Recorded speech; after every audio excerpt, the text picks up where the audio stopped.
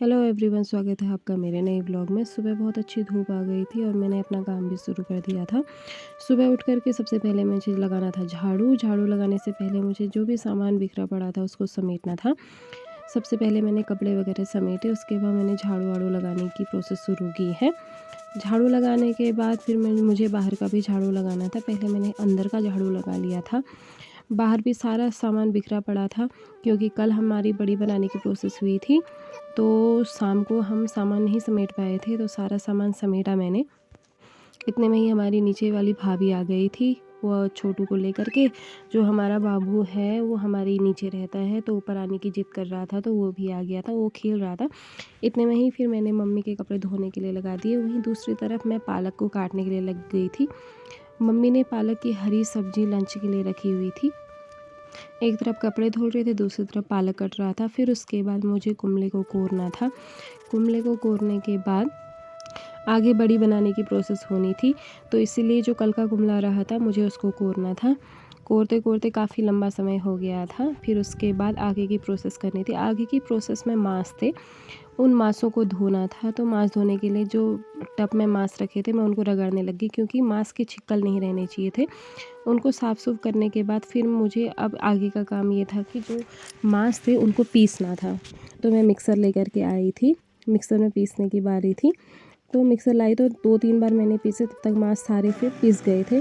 फिर थोड़ी देर बाद मम्मी भी आई थी, तो मम्मी बता रही थी कि जो मांस होते हैं उनको ज़्यादा गीला नहीं करना होता है।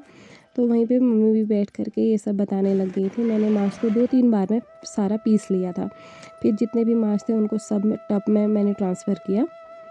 टब में डालने के बाद फिर जो मांस थे उनमें मैंने कुमले को डाला और फिर उसको फेंटना था। उसको इतना फेंटना था कि उसमें झाग उड़ जाए। काफ़ी लंबी प्रोसेस रही फेंटने की, और फेंटते फेंटते मेरे हाथों में भी दर्द हो गया था। फिर मम्मी ने दीदी को वीडियो कॉल किया था और दीदी बता रही थी वहाँ पर ऐसे ऐसे फेंटना होता है, इतनी इतनी बार फेंटेगी तो तब होगा। फिर फेंटने के बाद जो लगा करके उसमें से जो कुछ टुकड़े थे उनको भी निकालना था। धीरे धीरे टुकड़े भी निकालती रही मैं, और फेंटते फेंटते काफ़ी समय हो गया था। फिर थोड़ी देर में वहीं पे बगल में ताई भी आ गई थी, तो ताई के साथ गपशप मारते मारते हमारी बड़ी का काम भी होने लग गया था। बड़ी का यूज बेसिकली दाल बनाने के लिए होता है। इसको पहले हम मिक्स करके बनाते हैं, मांस और बड़ी को मिक्स करके बनाते हैं। फिर उसके बाद इसको सुखाने के लिए डालते हैं। 1 हफ्ते तो सुखाने के बाद फिर बड़ी बन जाती है। अब इसको थी सुखाने के लिए इसकी जो लंबी प्रोसेस होती है वो करनी थी। हमने चारपाई ली, उसके ऊपर पॉलीथीन डाली, फिर एक एक करके बड़ी डालने के लिए हम लोग लग गए थे। पापा ने पॉलीथीन बिछाई थी और बगल में ताई भी बता रही थी कि ऐसा ऐसा करो, इससे ऐसा होगा। फिर मैं बड़ी डालने लग गई थी। मैं बड़ी बहुत दूर दूर डाल रही थी, तो ताई ने बताया कि दूर दूर मत डाल, नज़दीक डाल, इससे फिर सूखने पर वह इकट्ठी हो करोगे तो कम लगेगी और जगह भी कम घेरेगी। मैंने तो बड़ी डाल दी थी। फिर पापा आए, पापा ने भी मेरी मदद की। फिर भी मैं दूर दूर ही डाल रही थी क्योंकि मेरा हाथ सेट नहीं हो रहा था। फिर ताई ने बताया कि ऐसे ऐसे डाल, तो फिर मैं ऐसे डालने लगी। फिर वहाँ पे पापा भी आ गए थे, पापा ने भी बड़ी डालने में मदद की थी।